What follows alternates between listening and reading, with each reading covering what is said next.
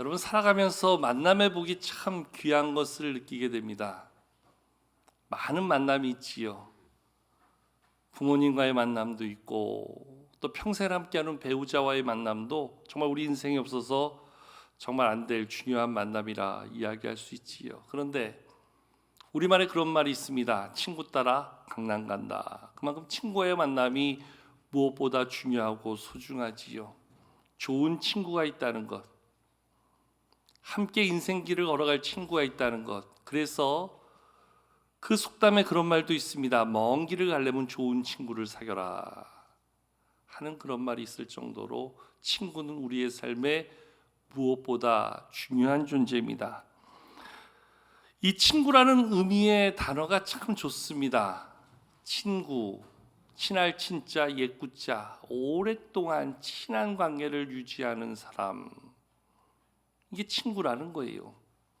다른 말로 하면 동무라는 그러한 말도 있습니다. 요즘에는 저 위쪽에서 하도 많이 쓰다 보니까 우리는 동무 그러면 갑자기 끌려가게 될 것 같아서 전혀 안 쓰지요. 근데 사실 이 동무라는 말도 너무너무나 좋은 말입니다. 마음을 통하여 가까이 사귀는 사람, 우리말로 하면 벗이다 이렇게 이야기도 하지요.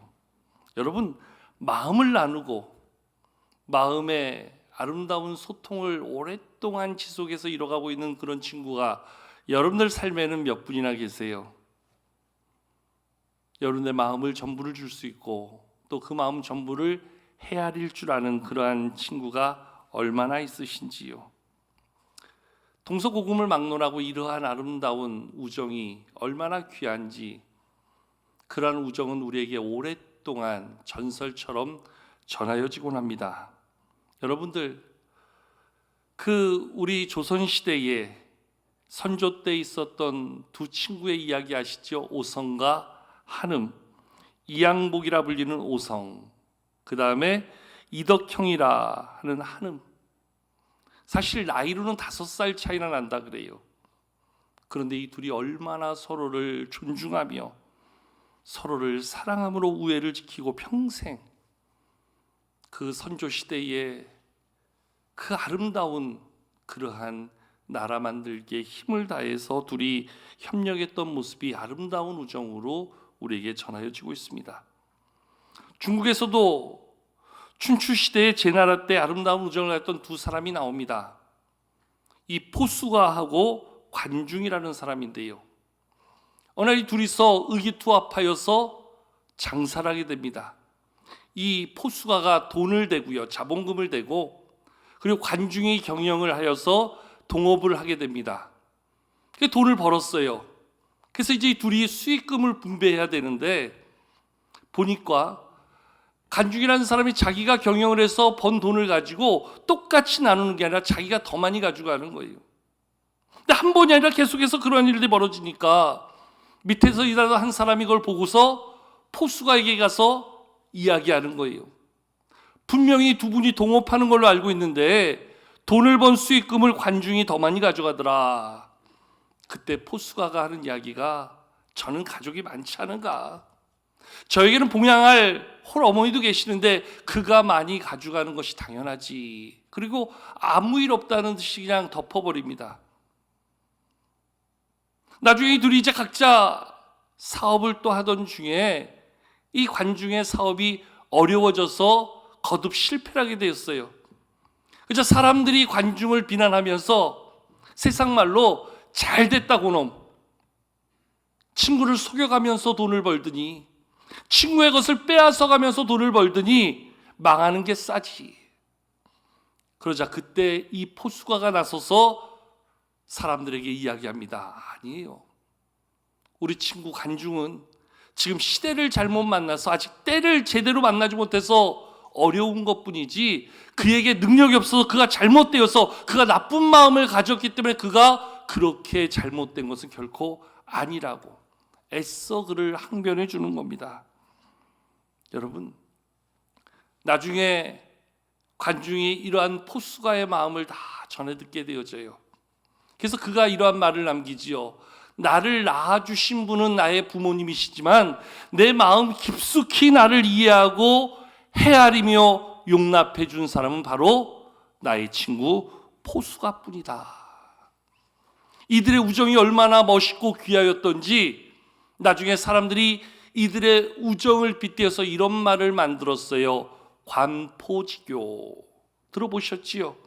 관중과 포수가의 그 사랑 깃든 교제, 우정을 이야기할 때 이 사자성어를 두고 이야기합니다. 이들의 신이, 이들의 우정, 거기에는 배려가 있고 존중이 있고 또한 그것을 수용할 줄 아는 넉넉한 마음이 있었다.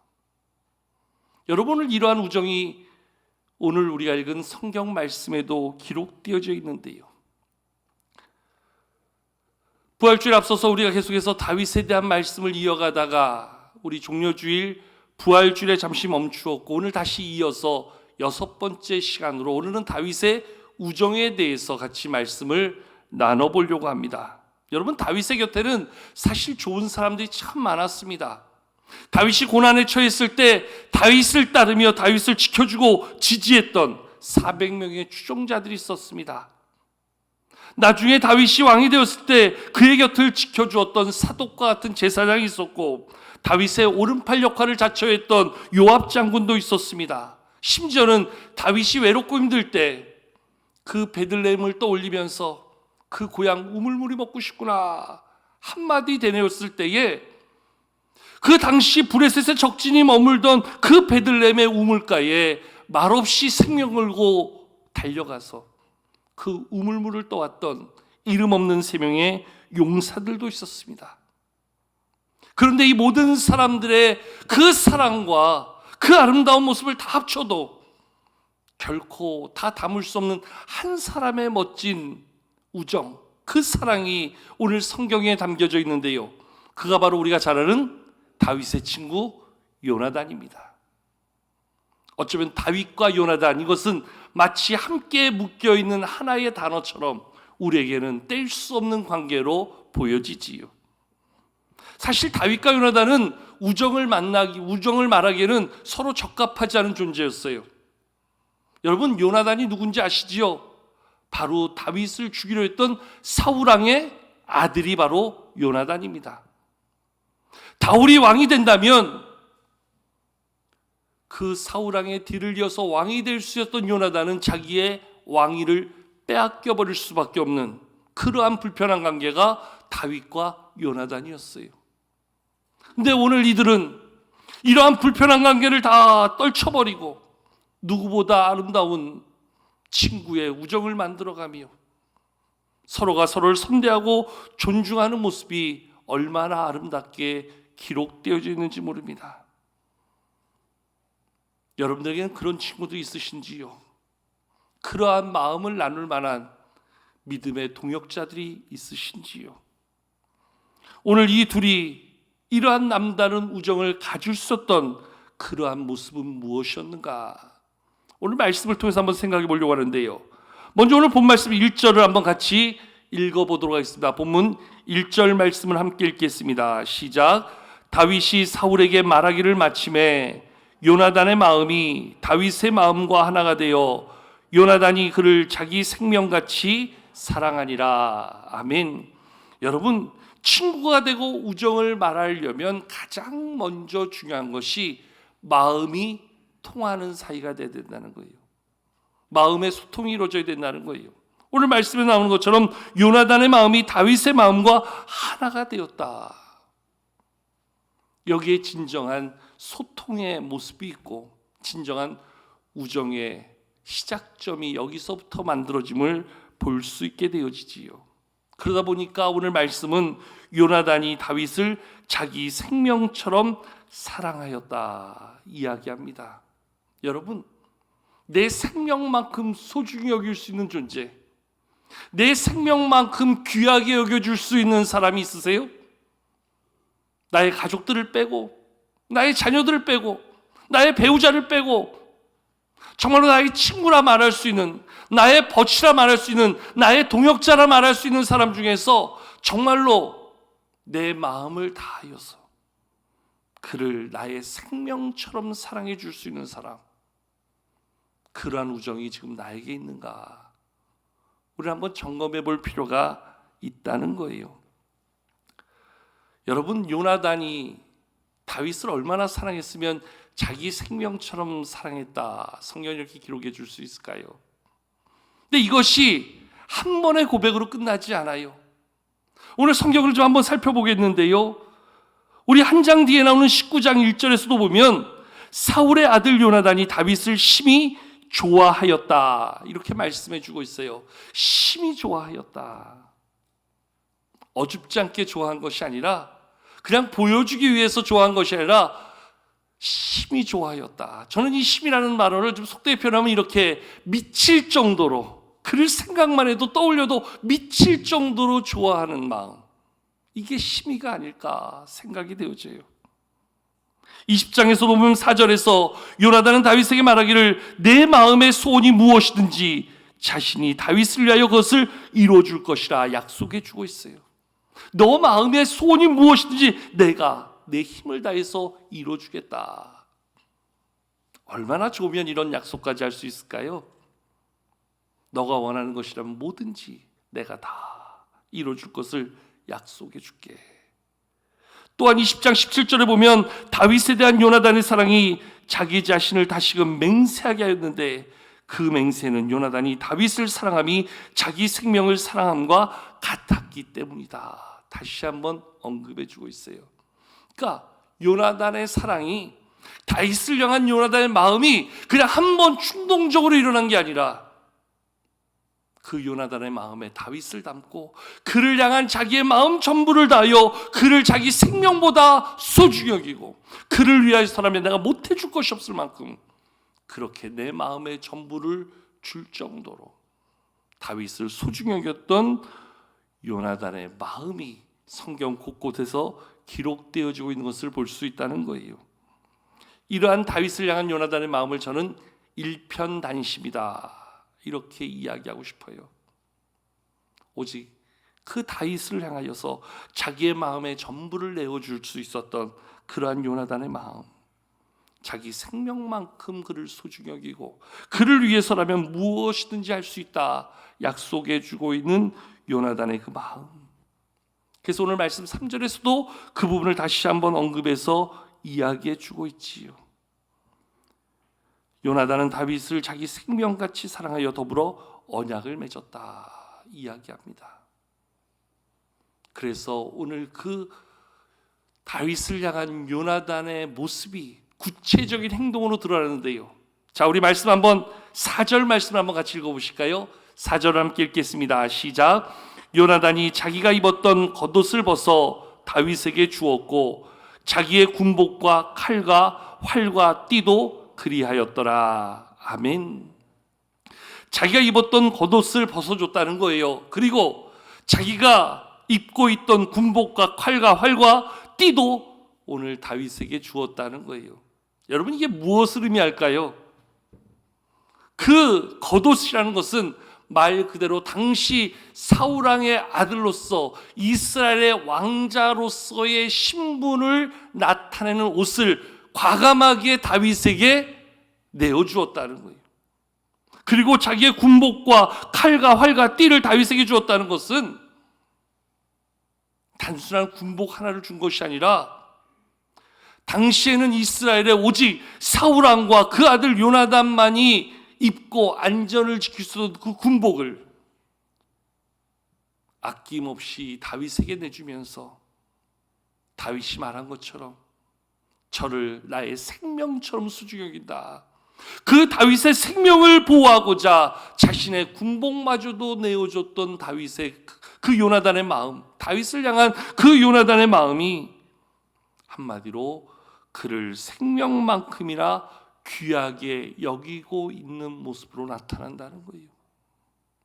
단순히 겉옷을 주었다, 군복을 주었다, 이게 물품 하나를 내준 것으로서 끝나는 것이 아니라 내게 주어진 그 왕자로서의 권한, 그것을 과감하게 다윗에게 양도했다는 거예요.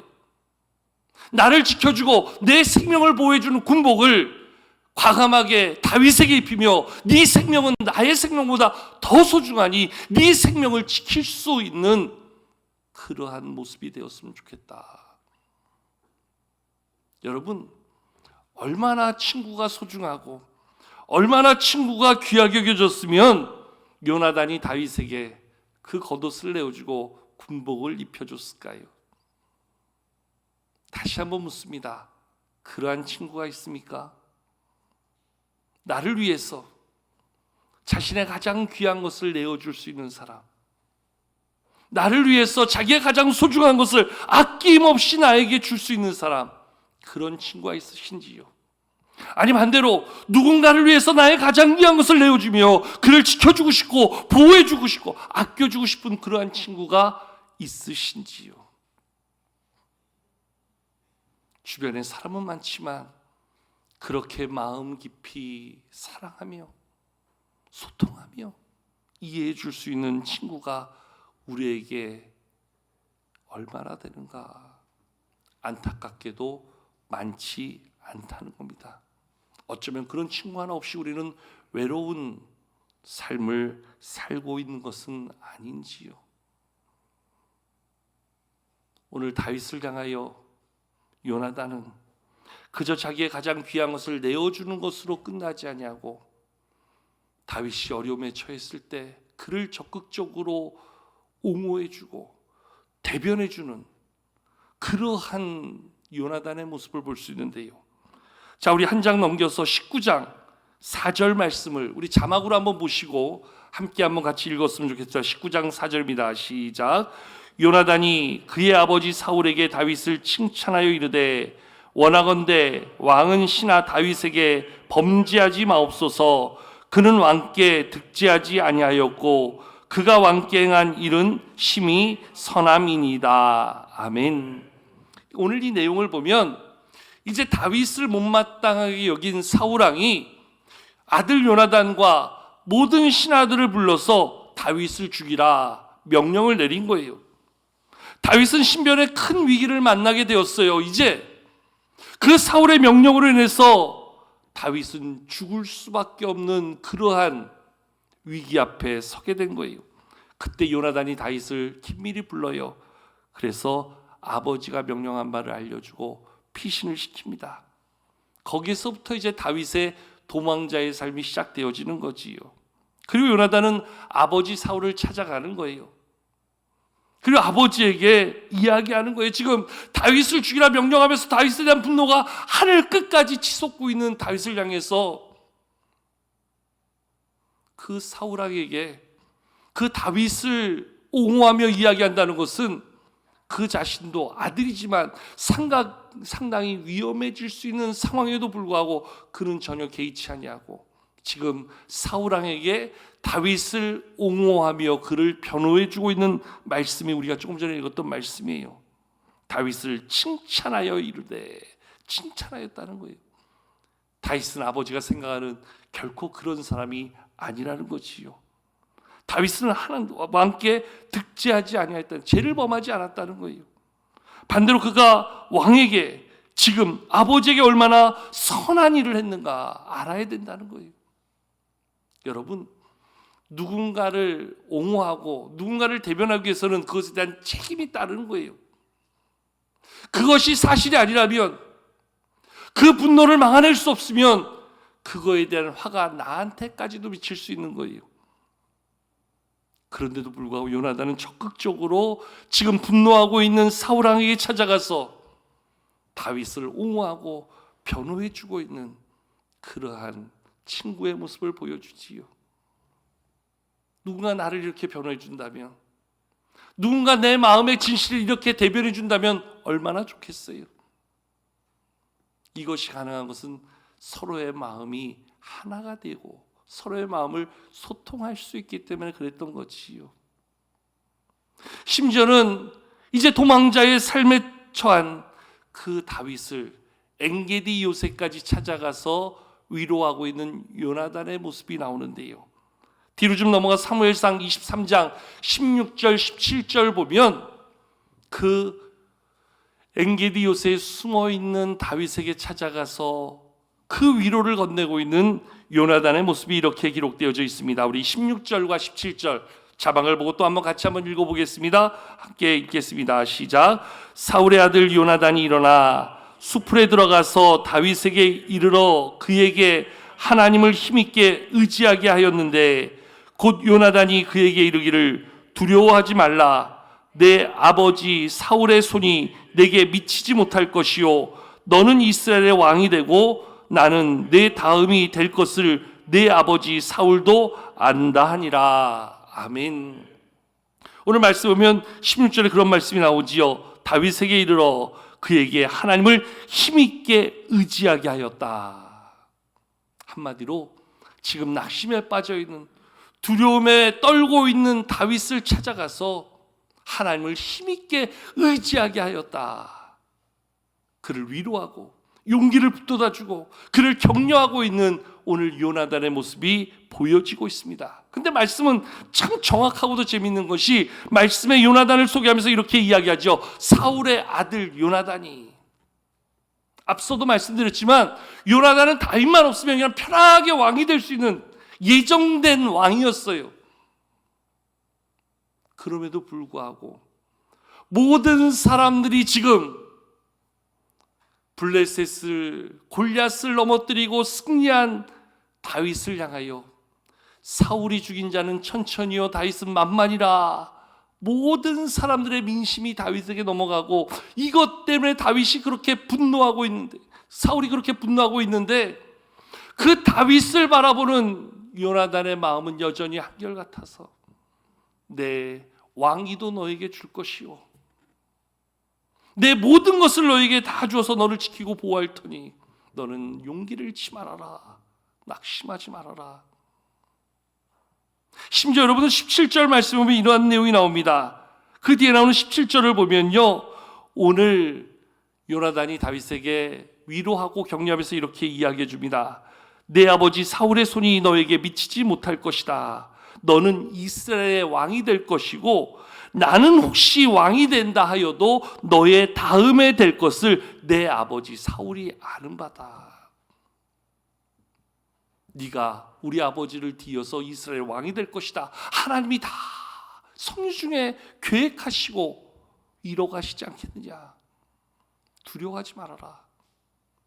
혹시 내가 이 나라의 왕이 될 수 있어 왕이 된다 해도 나는 너의 다음에 될 것이니 너는 편안하게 두려워하지 말고 하나님 힘있게 의지하면서 이 때를 잘 이겨나가기 원한다.